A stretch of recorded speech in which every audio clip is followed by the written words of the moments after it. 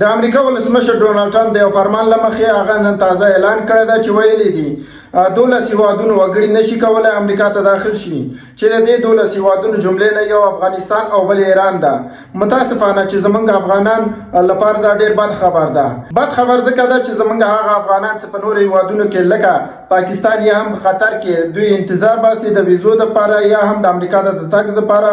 نور دوی اجازه نه لري چې امریکا ته داخل شي یا هم امریکا ته لاړ شي. ټرمپ دا اعلان وروسته د هغې وکړو چې یو څو ورځې مخکې